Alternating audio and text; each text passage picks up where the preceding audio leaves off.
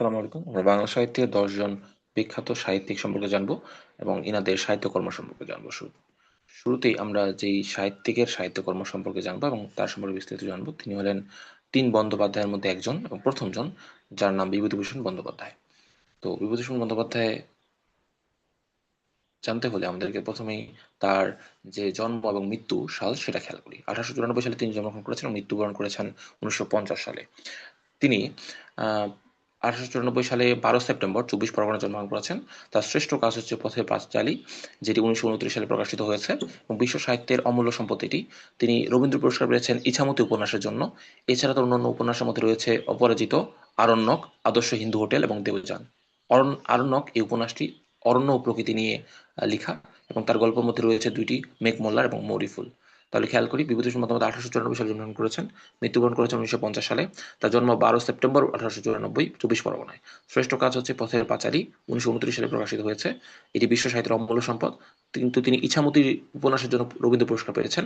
তার অন্যান্য উপন্যাস, তাহলে তার উপন্যাস পেলাম আমরা পথের পাঁচালী, ইছামতি, অপরাজিত, আরণ্যক, আদর্শ হিন্দু হোটেল এবং দেবযান। এছাড়া গল্প রয়েছে তার মেঘমল্লা এবং মৌরিফুল। তাকে প্রকৃতির কবি বলা হয়। আমরা তারাশঙ্কর বন্দ্যোপাধ্যায় দেখি। তারাশঙ্কর বন্দ্যোপাধ্যায় ১৮৯৮ সালে জন্মগ্রহণ করেছেন, ১৯৭১ সালে মৃত্যুবরণ করেছেন। তিনি আঞ্চলিক মানুষের জীবন নিয়ে বেশি গুরুত্ব দিয়েছেন বা বেশি লিখেছেন। খেয়াল করি, বিভূতিভূষণ বন্দ্যোপাধ্যায় কিন্তু ১৮৯৪ সালে জন্মগ্রহণ করেছেন এবং ১৯৫০ সালে মৃত্যুবরণ করেছেন। আর তারাশঙ্কর বন্দ্যোপাধ্যায় ৪ বছর পর জন্মগ্রহণ করেছেন ১৮৯৮ সালে এবং মৃত্যুবরণ করেছেন ১৯৭১ সালে। এবং তিনি ২৩ জুলাই জন্মগ্রহণ করেন এবং বীরভূমে, রাঢ় অঞ্চলের যে বীরভূম, সেখানে জন্মগ্রহণ করেছিলেন। তার অর্জন রয়েছে, তিনি ভারতের সর্বোচ্চ সাহিত্য পুরস্কার, যেটিকে বলা হয় জ্ঞানপীঠ, সেটি লাভ করেছেন। এবং সেটি লাভ করেছেন গণদেবতার জন্য। গণদেবতা তার লেখার জন্য তিনি ভারতের সর্বোচ্চ সাহিত্য পুরস্কার জ্ঞানপীঠ লাভ করেছিলেন। খেয়াল করবো, তিনি আঞ্চলিক মানুষের কবি। তার শ্রেষ্ঠ উপন্যাস হচ্ছে গণদেবতা ও পঞ্চগ্রাম। এছাড়া রয়েছে তার কবি নামে একটি উপন্যাস, যেটি কবিয়ালদের জীবনী নিয়ে লিখিত, এবং হাসুলি বাকের উপকথা তার উপন্যাস। তার উপন্যাসের বৈশিষ্ট্য হচ্ছে সামন্ত তন্ত্রের অবক্ষয় এবং সাধারণ মানুষের জীবন। সামন্ততন্ত্রের অবক্ষয় কিভাবে হয় এবং সাধারণ মানুষের জীবন নিয়ে তিনি মূলত লিখেছেন। তারাশঙ্কর বন্দ্যোপাধ্যায় ১৮৯৮ সালে জন্মগ্রহণ করেছেন, ১৯৭১ সালে মৃত্যুবরণ করেছেন। ২৩ জুলাই তিনি জন্মগ্রহণ করেছেন বীরভূমে। এবং তিনি গণদেবতা এই লেখার জন্য ভারতের সর্বোচ্চ রাষ্ট্রীয় সাহিত্য পুরস্কার জ্ঞানপীঠ অর্জন করেছেন। তার শ্রেষ্ঠ উপন্যাস তাহলে এই গণদেবতা এবং পঞ্চগ্রাম। এছাড়া তিনি লিখেছেন কবি, যেটি কবিয়ালদের জীবনী নিয়ে লিখিত, এবং হাসুলি বাকের উপকথা। এই হাসুলি নামে কিন্তু জসীমউদ্দিনেরও একটা এই টাইপের একটা নামের একটা লেখা রয়েছে। খেয়াল করবো, হাসুলি বাকের উপকথা লিখেছেন তারাশঙ্কর বন্দ্যোপাধ্যায়। তো বিভূতিভূষণ বন্দ্যোপাধ্যায় পেলাম, তারাশঙ্কর বন্দ্যোপাধ্যায় পেলাম। এরপরে তৃতীয় যে বন্দ্যোপাধ্যায়, সেই বন্দ্যোপাধ্যায় তিনি হলেন মানিক বন্দ্যোপাধ্যায়।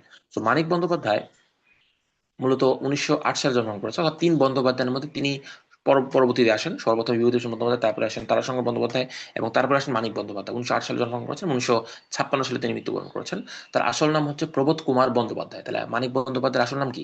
প্রবোধ কুমার বন্দ্যোপাধ্যায়। তিনি ১৯০৮ সালে জন্মগ্রহণ করেছেন, ১৯শে মে সাঁওতাল পরগনায় জন্মগ্রহণ করেছেন, সাঁওতাল পরগনায়। এবং তার সম্পর্কে বিখ্যাত একটা বিষয় রয়েছে, তিনি হচ্ছেন ফ্রয়েডীয় মনস্তত্ত্ব ও মার্ক্সবাদ নিয়ে লিখতেন। ফ্রয়েডীয় মনস্তত্ত্ব ও মার্ক্সবাদ, এই টার্মটা যুক্ত কার সাথে? মানিক বন্দ্যোপাধ্যায়ের সাথে। তার শ্রেষ্ঠ কাজ হচ্ছে পুতুল নাচের ইতিকথা, এবং যেটি শ্রেষ্ঠ মনস্তাত্ত্বিক উপন্যাস, এবং পদ্মা নদীর মাঝি, যেটি জেলেদের জীবন নিয়ে লিখিত। তাহলে তার পুতুল নাচের ইতিকথা তার শ্রেষ্ঠ মনস্তাত্ত্বিক উপন্যাস, এবং জেলেদের জীবন নিয়ে লেখা যে উপন্যাস, সেটি হচ্ছে পদ্মা নদীর মাঝি, যেটি কম বেশি সবাই জানি আমরা। অন্যান্য উপন্যাসের মধ্যে রয়েছে, তার প্রথম উপন্যাস হচ্ছে জননী, এবং তার ১৯৪৬ সালে যে দাঙ্গা, সেই দাঙ্গা নিয়ে লিখিত যে উপন্যাস, সেটি হচ্ছে চিহ্ন। তার গল্প রয়েছে প্রাগৈতিহাসিক, সরীসৃপ, অতসী মামি। তাহলে মানিক বন্দ্যোপাধ্যায়ের যে সাহিত্যকর্ম, তার মধ্যে শ্রেষ্ঠ কাজটা হচ্ছে পুতুল নাচের ইতিকথা, যেটি শ্রেষ্ঠ মনস্তাত্ত্বিক উপন্যাসও বটে। এবং তার আরেকটি উপন্যাস হচ্ছে পদ্মা নদীর মাঝি। তার প্রথম যে উপন্যাসটি ছিল সেটা হচ্ছে জননী। এছাড়া ১৯৪৬ সালে দাঙ্গা নিয়ে লিখিত উপন্যাস হল তার চিহ্ন। তার গল্প রয়েছে প্রাগৈতিহাসিক, সরীসৃপ, অতসী মামি। তিনি ফ্রয়েডীয় মনস্তত্ত্ব ও মার্ক্সবাদী দর্শনের কবি ছিলেন, সাহিত্যিক ছিলেন। ১৯০৮ সালে জন্মগ্রহণ করেছেন সাঁওতাল পরগনায় ১৯শে মে। ১৯৫৬ সালে তিনি মৃত্যুবরণ করেছেন। তাহলে তিন বন্দ্যোপাধ্যায় আমরা শেষ করে ফেললাম। তিন বন্দ্যোপাধ্যায়ের পরে যিনি আসবেন, তিন বন্দ্যোপাধ্যায়ের পরে তিনি খুব স্বাভাবিকভাবেই আমাদের আধুনিক যে সাহিত্য, সেই সাহিত্য চর্চার একজন অন্যতম হচ্ছে আহ, আহ, পথিকৃৎ। তিনি হলেন শওকত ওসমান। শওকত ওসমান শোষণের বিরুদ্ধে আপোষহীন লেখক ছিলেন। শোষণের বিরুদ্ধে আপোষহীন লেখক ছিলেন এই শওকত ওসমান, যিনি ১৯১৭ সালে জন্মগ্রহণ করেছেন, ১৯৯৮ সালে মৃত্যুবরণ করেছেন। এবং তার আসল নাম শেখ আজিজুর রহমান। শওকত ওসমান শওকত ওসমান, এই শওকত নামে আরেকজন আছে, তাকে আমরা পরে দেখবো। তো শোষণের বিরুদ্ধে আপোষহীন যিনি, তিনি হলেন এই শওকত ওসমান। ওসমান, তো ওসমান নাম শুনে বুঝতে পারবো আমরা শোষণের বিরুদ্ধে আপোষহীন কে ছিলেন। শওকত ওসমান ছিলেন। তিনি 1919 সালে জন্মগ্রহণ করেছেন, 1998 সালে, সরি 1917 সালে জন্মগ্রহণ করেছেন এবং 1998 সালে তিনি মৃত্যুবরণ করেছেন। আহ, এই যে 1917 সাল, এই সালটা কিন্তু গুরুত্বপূর্ণ। মূলত 1917 সালে কিন্তু আসলে ওই যে বেলফোর ঘোষণা সেটি হয়েছিল। হ্যাঁ, 17 সালে কিন্তু যার রাশিয়ার যে রেভলিউশন হচ্ছিল রাশিয়াতে, সেখানেও কিন্তু এই সালটা গুরুত্বপূর্ণ। তো 1917 সালেই মূলত তিনি শোষণের বিরুদ্ধে আপোষহীন এই লেখকের জন্ম হয়েছিল, শওকত ওসমান। তিনি, তার আসল নাম তাহলে কি? শেখ আজিজুর রহমান। শেখ আজিজুর রহমান। প্রশ্ন আসবে, শেখ আজিজুর রহমান কার আসল নাম? শওকত ওসমানের নাম। অর্থাৎ শওকত ওসমানের আসল নাম কি? শেখ আজিজুর রহমান। তো জন্ম তাহলে 1917 সালে 2 জানুয়ারি হুগলিতে। তার কালজয়ী কাজ হচ্ছে কৃতদাসের হাসি। খেয়াল করবো, যেহেতু তিনি শোষণের বিরুদ্ধে আপোষহীন ছিলেন, সুতরাং কৃতদাস নিয়ে কে লিখবেন? তিনি তো লিখবেন। এটা তার কালজয়ী কাজ, শোষণের বিরুদ্ধে হাসি। এখানে স্বৈর শাসনের বিরুদ্ধে রূপকধ্বনি উপন্যাস এটি হচ্ছে এই কৃতদাসের হাসি। তাহলে শওকত ওসমান সম্পর্কে যদি একটা লাইন মনে রাখি আমরা, তাহলে সেটা, বা একটা সাহিত্যকর্ম মনে রাখি, সেটা হবে এটাই, কৃতদাসের হাসি। অন্যান্য গুলোর মধ্যে রয়েছে জননী। তাহলে খেয়াল করি, জননী নামে কিন্তু মানিক বন্দ্যোপাধ্যায়ের একটি উপন্যাস রয়েছে। মানিক বন্দ্যোপাধ্যায় যে উপন্যাস জননী, সেটা তার প্রথম উপন্যাস। আর শওকত ওসমানের যে জননী উপন্যাস, এটা হচ্ছে গ্রামীণ চিত্র নিয়ে লিখিত একটা উপন্যাস। এছাড়া শওকত ওসমানের উপন্যাস রয়েছে বনি আদম, সৌরসন্ধি ইত্যাদি। তিনি বাংলা একাডেমি পুরস্কার পেয়েছেন, তিনি 21 পদক পেয়েছেন এবং স্বাধীনতা পুরস্কার পেয়েছেন। মানে বলা যায় যতগুলো পুরস্কার পাওয়া যায় সবগুলোই, মানে বড় বড় পুরস্কার সবগুলোই তিনি পেয়ে গিয়েছেন।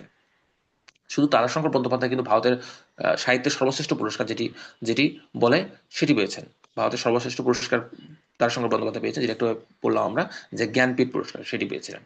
ওকে, তো শওকত ওসমানের ক্ষেত্রে আমরা দেখলাম যে শওকত ওসমান বাংলা একাডেমি পুরস্কার, 21 পদক, স্বাধীনতা পুরস্কার সব এগুলো পেয়েছিলেন।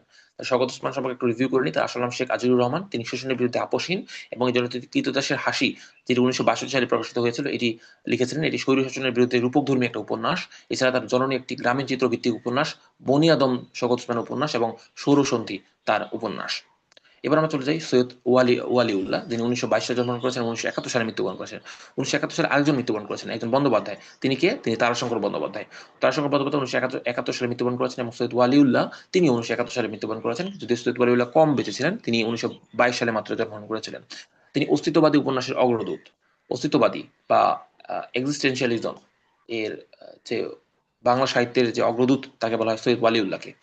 তিনি, তার যে শ্রেষ্ঠ উপন্যাস, তার শ্রেষ্ঠ উপন্যাস লাল সালু, যেটি 1948 সালে প্রকাশিত হয়। ধর্মীয় ভণ্ডামি এবং কুসংস্কার বিরুদ্ধে, আমরা সবাই কম বেশি জানি এই উপন্যাসের নাম লাল সালু। এবং তার মনস্তাত্ত্বিক কাজ হচ্ছে চাঁদের অমাবস্যা, শিক্ষকের নৈতিক দ্বন্দ্ব নিয়ে লিখিত। কাদো নদী কাদো, এটি আধুনিক আঙ্গিক নিয়ে লিখিত। এবং তার নাটক হচ্ছে বহিপীর, তরঙ্গভঙ্গ এবং সুরঙ্গ। সৈয়দ ওয়ালিউল্লাহ সম্পর্কে জানতে হবে, তিনি অস্তিত্ববাদী উপন্যাসের অগ্রদূত। তিনি, তার শ্রেষ্ঠ যে উপন্যাস এটি লাল সালু, যেটি 1948 সালে প্রকাশিত হয়। তার মনস্তাত্ত্বিক কাজের মধ্যে রয়েছে চাঁদের অমাবস্যা, কাদো নদী কাদো, এবং তার নাটক হচ্ছে বহিপীর, তরঙ্গভঙ্গ এবং সুরঙ্গ। যেটা আসে যে নিচের কোনটি সৈয়দ ওয়ালিউল্লাহর নাটক? তো বহিপীর, তরঙ্গভঙ্গ, সুরঙ্গ, বা নাটক নয়, তখন বহিপীর, তরঙ্গভঙ্গ, সুরঙ্গ, এগুলো হচ্ছে নাটক। তার মনস্তাত্ত্বিক উপন্যাস হচ্ছে চাঁদের অমাবস্যা, কাদো নদী কাদো, এবং তার শ্রেষ্ঠ উপন্যাস হচ্ছে লাল সালু। সৈয়দ ওয়ালিউল্লাহর পরে আমরা যাব মনির চৌধুরীর কাছে। মনির চৌধুরী বাংলা সাহিত্যের একজন খুবই বিখ্যাত একটি লিখা নাটক লিখেছেন, তার নাম হচ্ছে কবর। তো মনির চৌধুরীকে যদি মনে রাখতে হয়, মানে মনে রাখা জরুরি হয়, তাহলে যেই নাটকের জন্য মনে রাখতে হবে সেটা হচ্ছে কবর নাটক।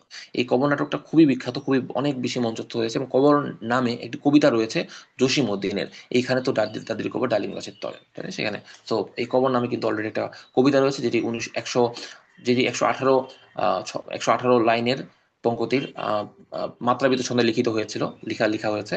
তো কবর নামে মনির চৌধুরী নাটক লিখেছেন। মূলত কবর নাটকের মাধ্যমেই তিনি বেশি পরিচিতি লাভ করেন। তো তিনি ছিলেন ভাষা সৈনিক এবং নাট্যকার। তিনি একই সাথে যেহেতু নাট্যকার ছিলেন এবং ভাষা সৈনিক ছিলেন তিনি, অর্থাৎ 52 সালে তিনি কিন্তু ভাষা আন্দোলন করেছিলেন, মাতৃভাষা আন্দোলন করেছিলেন। তো তার পরিচয় হচ্ছে তিনি শিক্ষাবিদ এবং শহীদ বুদ্ধিজীবী তিনি। তার ঐতিহাসিক নাটক কবর, যেটি 1953 সালে প্রকাশিত হয়। যেহেতু কবর নাটকটি 52 সালের প্রেক্ষাপটে লিখিত, তো ভাষা আন্দোলনের পটভূমিতে যেখানে রচিত প্রথম নাটক হচ্ছে এই কবর নাটকটি, 1953 সালে প্রকাশিত হয়। এছাড়াও অন্যান্য নাটক রয়েছে রক্তাক্ত প্রান্ত, যেটি পানিপথের তৃতীয় যুদ্ধ নিয়ে লিখিত।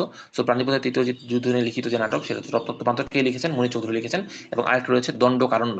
তার অবদান বাংলা টাইপরাইটারের জন্য, তিনি মুনির অপটিমা কিবোর্ড তিনি প্রতিষ্ঠা করেছিলেন ওই সময়। বাংলা টাইপরাইটারের জন্য মুনির অপটিমা নামক কিবোর্ড তিনি প্রতিষ্ঠা করেছিলেন।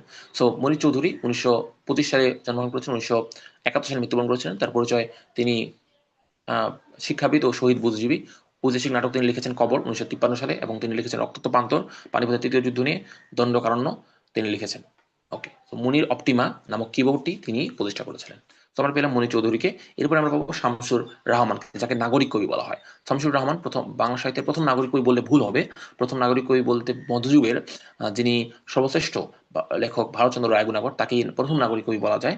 বা যদি অপশনে ভারতচন্দ্র রায়গুণাকর না থাকে প্রথম হিসেবে, তাহলে নাগরিক কবি, প্রথম নাগরিক কবি শামসুর রহমানকে বলে। বা তিনি যদি একটা লাইন সম্পর্কে জানতে হয়, একটা লাইন তার সম্পর্কে জানতে হয় শামসুর রহমান সম্পর্কে, তাহলে জানতে হবে তিনি বাংলা সাহিত্যের নাগরিক কবি। তিনি 1929 সালে জন্মগ্রহণ করেন এবং 2006 সালে মৃত্যুবরণ করেন। তো 1929 সালে জন্ম, 2006 সালে মৃত্যু। তার জন্ম 23 অক্টোবর 1929, পুরান ঢাকায়। তো তিনি ঢাকার স্থানীয়, পুরান ঢাকায় 1929 সালে তিনি জন্মগ্রহণ করেন 23 অক্টোবর। তারপরে দীর্ঘদিনের সম্পাদক ছিলেন তিনি দৈনিক বাংলার। তাহলে দৈনিক বাংলার সম্পাদক দীর্ঘদিন ধরে ছিলেন হচ্ছেন এই শামসুর রহমান। তার বিখ্যাত কবিতা আষাঢ়ের ষাট 1969 গণঅভ্যুত্থান নিয়ে লিখিত, এবং স্বাধীনতা তুমি, এই দুইটি কবিতা তার খুবই বিখ্যাত, সবাই কম বেশি জানি স্বাধীনতা তুমি এই কবিতাটি, এবং আষাঢ়ের ষাট এই কবিতাটি। তার কাব্যগ্রন্থের মধ্যে রয়েছে প্রথম গান দ্বিতীয় মৃত্যুর আগে, এটি তার প্রথম কাব্যগ্রন্থ। রুদ্র করটিতে, বিধ্বস্ত নীলিমা, বন্দি শিবির, এগুলো শামসুর রহমানের কি কাব্যগ্রন্থ। তার উপন্যাস কিন্তু কোনো নাই, বা আমরা পড়ছি না। তার বিখ্যাত কবিতা পড়ছি, তার বিখ্যাত কাব্যগ্রন্থ পড়ছি। তার কাব্যগ্রন্থের মধ্যে প্রথমটা রয়েছে কি প্রথম গান দ্বিতীয় মৃত্যুর আগে, রৌদ্র, তারপর রয়েছে রৌদ্র করটিতে, বিধ্বস্ত নীলিমা। নীলিমা ইব্রাহিম নামে একজন লেখক আছে, আমরা পরে বলবো, বাট বিধ্বস্ত নীলিমা লিখেছেন হচ্ছে শামসুর রহমান। আহ তারপর রহমান, তারপর বন্দি শিবির থেকে তিনি লিখেছেন। এছাড়া কবিতা লিখেছেন আষাঢ়ের সাত, যেটি গণঅভ্যুত্থান নিয়ে লিখিত। তাহলে তিনি 23 অক্টোবর 1929 সালে জন্মগ্রহণ করেছেন পুরান ঢাকায়, মৃত্যুবরণ করেছেন 2006 সালে। তো যে পরবর্তী কবি জহির রায়হান, কবি বলে ভুল, পরবর্তী সাহিত্যিক জহির রায়হান। তিনি একাধারে কথাশিল্পী এবং চলচ্চিত্রকারও বটে। তিনি 1935 সালে জন্মগ্রহণ করেছেন, 1972 সালে তিনি মৃত্যুবরণ করেছেন। তিনি জন্মগ্রহণ করেছেন ফেনীতে। তাহলে ঢাকায় নাগরিক কবি শামসুর রহমান জন্মগ্রহণ করেছিলেন, এবং জহির রায়হান যিনি মূলত তার যে সিনেমাগুলো, তার যে চলচ্চিত্রগুলো, সেগুলোর জন্য বেশি বিখ্যাত। তিনি 1972 সালে মৃত্যুবরণ করেছেন, এবং তিনি জন্মগ্রহণ করেছিলেন 1935 সালে 19 আগস্ট ফেনীতে। ভাষা আন্দোলন নিয়ে তিনি আরেক ফাল্গুন উপন্যাসটি লিখেছিলেন, এবং বাহান্নর ভাষা আন্দোলনের প্রেক্ষাপটে প্রথম উপন্যাস এই আরেক ফাল্গুন উপন্যাসটি। তিনি যদিও তিনি বেশি পরিচিত হচ্ছে চলচ্চিত্রের জন্য, বাট তার প্রথম যে উপন্যাস আরেক ফাল্গুন, এটি ভাষা আন্দোলন কেন্দ্রিক প্রথম উপন্যাস। আরেক ফাল্গুন 1969 সালে এটা প্রকাশিত হয়, 1969 সালে। কবর এটা কিন্তু নাটক, খেয়াল করি কবর নাটকটি 1953 সালে প্রকাশিত হয়েছিল, মানে ভাষা আন্দোলন কেন্দ্রিক হয়, কিন্তু ভাষা আন্দোলন কেন্দ্রিক প্রথম উপন্যাস সেটি 1969 সালে গিয়ে প্রকাশিত হয়, এবং এটি আরেক ফাল্গুন, লিখেছিলেন জহির রায়হান। তিনি গ্রামীণ গ্রামীণ ঐতিহ্য নিয়ে লিখেছেন হাজার বছর ধরে। হাজার বছর ধরে তিনি লিখেছেন। তার বিখ্যাত সিনেমা হচ্ছে জীবন থেকে নেওয়া এবং স্টপ জেনোসাইড, যেটি একটি প্রামাণ্যচিত্র বা ডকুমেন্টারি ফিল্ম যেটাকে আমরা বলি। তাহলে তার উপন্যাস থেকে মনে রাখতে হয় ভাষা আন্দোলন ভিত্তিক উপন্যাস আরেক ফাল্গুন, গ্রামীণ ঐতিহ্য ভিত্তিক উপন্যাস হাজার বছর ধরে, বিখ্যাত সিনেমা জীবন থেকে নেওয়া এবং স্টপ জেনোসাইড। চলে যাই সৈয়দ শামসুল হক। তিনি সব্যসাচী লেখক। সব্যসাচী লেখক মানে তার সাহিত্যের সকল অঙ্গনে তিনি সমানভাবে পটু, তাকে বলা হয় সব্যসাচী। সব্যসাচী লেখক তিনি সৈয়দ শামসুল হক। তিনি 1935 সালে জন্মগ্রহণ করেন, এবং 2016 সালে মৃত্যুবরণ করেন। 1935 সালে জন্ম, 2016 সালে মৃত্যু কার? সৈয়দ শামসুল হক। তার স্বীকৃতি মাত্র 29 বছর বয়সে বাংলা একাডেমি পুরস্কার পেয়েছেন। তার সব্যসাচী লেখক যে তিনি, তার একটা বড় প্রমাণ হচ্ছে মাত্র 29 বছর বয়সে তিনি বাংলা একাডেমি পুরস্কার পেয়েছেন। তিনি মুক্তিযুদ্ধ ভিত্তিক যে শ্রেষ্ঠ কাব্যনাট্য লিখেছেন পায়ের আওয়াজ পাওয়া যায়। যেটা বেশি মনে রাখতে হবে, পায়ের আওয়াজ পাওয়া যায় এটা কিন্তু উপন্যাস না, এটি কাব্যনাট্য। মুক্তিযুদ্ধ ভিত্তিক কাব্যনাট্য হচ্ছে পায়ের আওয়াজ পাওয়া যায়। এটি অলরেডি আমরা পড়েছি বা জানি যে পায়ের আওয়াজ পাওয়া যায় একটি মনস্তাত্ত্বিক একটি কাব্যনাট্য, যেখানে আসলে একজন যিনি পাকিস্তানিদেরকে সাহায্য করেছিলেন, একজন রাজাকার বলা যায়, রাজাকার ডিরেক্টলি বলা যাবে না, তিনি পাকিস্তানিদের পক্ষে মনস্তাত্ত্বিকভাবে ছিলেন বা সাহায্য হয়তো করেছিলেন। তার যখন তিনি দেখতে পাচ্ছেন যে মুক্তিযুদ্ধে আসলে মুক্তিযোদ্ধাদের বিজয় হচ্ছে, বা পূর্ব পাকিস্তান আসলে সেখানে জয়ী হওয়ার দৌড় প্রায় চলে আসছে, এই সময়টাতে তিনি আসলে সবসময় ভীত সন্ত্রস্ত থাকতেন। তিনি কোনো জায়গায় বসে আছেন, কাব্যনাটে দেখানো হয় যে তিনি এক জায়গায় বসে আছেন, আশেপাশের শব্দগুলো, কোনো মানুষের হাঁটার শব্দ পেলেই তিনি ভয় পেতেন। তার কাছে মনে হতো পায়ের আওয়াজগুলো হয়তো তার দিকেই আসছে, তাকে হয়তো ধরে নিয়ে যাবে। তো এই যে এই ধরনের বিষয় নিয়ে মনস্তাত্ত্বিক যে দ্বন্দ্ব, মনস্তাত্ত্বিক যে আক্ষেপ বা মনস্তাত্ত্বিক অনুশোচনা, দ্বিধাদ্বন্দ্বগুলো, এগুলো নিয়ে পায়ের আওয়াজ পাওয়া যায় কাব্যনাট্যটি। এটা সৈয়দ শামসুল হকের খুবই বিখ্যাত একটি লেখা, যেটি শ্রেষ্ঠ কাব্যনাট্য, তার পায়ের আওয়াজ পাওয়া যায়, মুক্তিযুদ্ধ ভিত্তিক। এবং ঐতিহাসিকভাবে তিনি লিখেছেন নুরুদ্দিনের সারা জীবন, যেটি কৃষক বিদ্রোহ নিয়ে লেখা। নুরুদ্দিন, যাকে যাকে সবাই আমরা কম বেশি চিনি, নুরুদ্দিনের সারা জীবন, যেখানে কৃষক বিদ্রোহ নিয়ে লেখা। জাগো ভাই কুণ্ঠি সবাই, এটি মূলত সৈয়দ শামসুল হকের লেখার মধ্য দিয়েই মূলত মানে মানুষের কাছে বেশি পৌঁছে গিয়েছিল। এবং তার উপন্যাস রয়েছে নিষিদ্ধ লোবান, নীল দংশন এবং খেলারাম খেলারাম খেলে যা, খেলারাম খেলে যা, নিষিদ্ধ লোবান, নীল দংশন এবং খেলারাম খেলে যা, এগুলো হচ্ছে সৈয়দ শামসুল হকের উপন্যাস। সৈয়দ শামসুল হক থেকে যদি আমরা একটা সাহিত্যকর্ম মনে রাখতে চাই, সেটা অবশ্যই মনে রাখতে পায়রাস পাওয়া যায়। দ্বিতীয়ত হচ্ছে নুরুদ্দিনের শাহজীবন ঐতিহাসিক, এবং তৃতীয় হচ্ছে উপন্যাস নিষিদ্ধ লোবান। এরপরে নীল দংশন, খেলারাম খেলে যা, এগুলো মনে রাখার চেষ্টা করি। তো 1935 সালে জন্ম, 2016 সালে তার মৃত্যু, এবং মাত্র 29 বছর বয়সে তিনি বাংলা একাডেমি পুরস্কার পেয়েছিলেন। বা তাকে বাংলা সাহিত্যের সব্যসাচী লেখক বলা হয় এই সৈয়দ শামসুল হককে। আমরা সর্বশেষ যাকে নিয়ে পড়বো তিনি হলেন আখতারুজ্জামান ইলিয়াস আজকের জন্য। এবং আখতারুজ্জামান ইলিয়াস সম্পর্কে যদি একটা লাইন আমরা জানতে চাই, সেটা হচ্ছে তিনি ম্যাজিক রিয়ালিজম বা মহাকাব্যিক, ম্যাজিক রিয়ালিজম এবং মহাকাব্যিক আখ্যান, এই জিনিসটাকে বাংলা সাহিত্যে ইন্ট্রোডিউস করেছিলেন তিনি। সো ম্যাজিক রিয়ালিজম কি জিনিস আমরা যদি একটু সংক্ষেপে বলি, সেটা হচ্ছে বিভিন্ন জাদুর যে বিষয়গুলো, অর্থাৎ জাদুর বিষয় হচ্ছে মানে বিভিন্ন কাল্পনিক বিষয়, সেগুলোকে এমনভাবে তার লেখায় দেখানো হয় যে এগুলোই হয়তো বাস্তব, মানে এগুলোই বাস্তব দুনিয়া। সো এই যে জিনিসপত্রগুলো, এই যে এলিমেন্টগুলো, বিভিন্ন কাল্পনিক এলিমেন্ট যেগুলো বিভিন্ন ম্যাজিক্যাল এলিমেন্ট, এগুলো আহ, আহ, অনেক স্বাভাবিকভাবে দেখানো, মানে ডে টু ডে লাইফের একটা পার্ট হিসেবে দেখানো, এটাকে বলা হয় ম্যাজিক রিয়ালিজম বা মহাকাব্যিক আখ্যান। এই আকবরুজ্জামান ইলিয়াস 1943 সালে জন্মগ্রহণ করেছেন এবং 1997 সালে তিনি মৃত্যুবরণ করেছেন। 1943 সালে জন্ম, 1997 সালে তিনি মৃত্যুবরণ করেছেন। তার জন্ম 12 ফেব্রুয়ারি গাইবান্ধায়। তার গাইবান্ধায় আকবরুজ্জামান ইলিয়াসের জন্ম 12 ফেব্রুয়ারি 1943 সাল। তিনি স্বাতন্ত্র, অল্প লিখে বিশ্বমানের খ্যাতি। তার স্বাতন্ত্র হচ্ছে মানে তার হচ্ছে মানে ইনহারেন্ট একটা বৈশিষ্ট্য হচ্ছিল কি, তিনি অনেক অল্প লিখেছিলেন বাট বিশ্বমানের খ্যাতি তিনি পেয়ে গেছিলেন। তার প্রথম যে লেখাটা তাকে সবচেয়ে বেশি খ্যাতি এনে দেয়, সেটা হচ্ছে চিলেকোঠার সেপাই। চিলেকোঠার সেপাই, এটি 1987 সালে প্রকাশিত হয়। মূলত এটি 1969 সালের যে গণঅভ্যুত্থান, এই গণঅভ্যুত্থানের মহাকাব্যিক আখ্যান এই চিলেকোঠার সেপাই। চিলেকোঠার সেপাই তাহলে 1987 সালে প্রকাশিত হয় এবং গণঅভ্যুত্থান নিয়ে লিখিত। তো গণঅভ্যুত্থান নিয়ে লিখিত আমরা কিন্তু আসাদের ষাট পড়েছি শামসুর রহমানের, এবং দ্বিতীয় গণঅভ্যুত্থান নিয়ে লিখিত মহাকাব্যিক আখ্যান পাচ্ছে আখতারুজ্জামান ইলিয়াসের কাছ থেকে, যেটি চিলেকোঠার সেপাই 1987 সালে প্রকাশিত হয়। এবং তারপরে তিনি লিখেছেন, মানে বিখ্যাত যে লেখাটা লিখেছিলেন সেটা হচ্ছে 1996 সালে প্রকাশিত হয়েছে।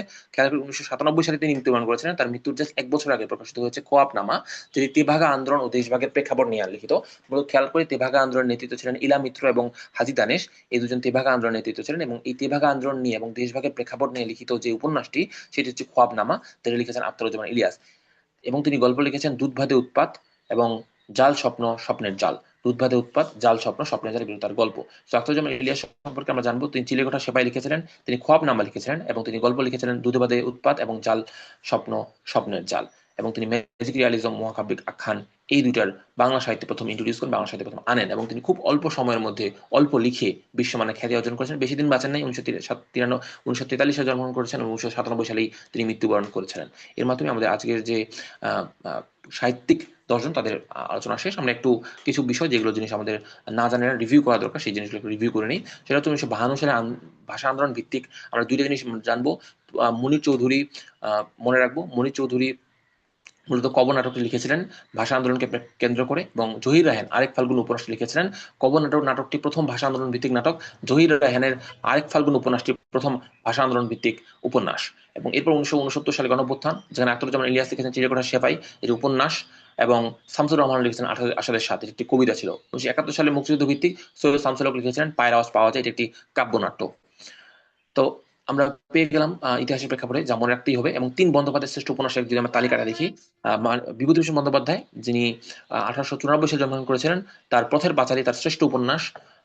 তারাশঙ্কর বন্দ্যোপাধ্যায়, যিনি 1898 সালে জন্মগ্রহণ করেছিলেন, তার শ্রেষ্ঠ উপন্যাস হচ্ছে গণদেবতা, যেটার জন্য তিনি জ্ঞানপীঠ পুরস্কার, যেটি ভারতের সাহিত্যের সর্বশ্রেষ্ঠ পুরস্কার, সেটা তিনি পেয়েছিলেন। এবং মানি বন্দ্যোপাধ্যায়, তিনি 1908 সালে জন্মগ্রহণ করেছিলেন, তিনি পদ্মা নদীর মাঝি ও পুতুল নাচের ইতিকথা তার সর্বশ্রেষ্ঠ ইতিহাস, সর্বশ্রেষ্ঠ তার লেখা। তো আমরা তিন বন্দ্যোপাধ্যায় পেলাম। এছাড়া 7 জন সাহিত্যিকের সাহিত্যকর্মের মাধ্যমে আমরা আজকের আলোচনা শেষ করছি। দেখা হচ্ছে খুব জলদি ইনশাল্লাহ। আল্লাহ হাফিজ। আসসালামু আলাইকুম।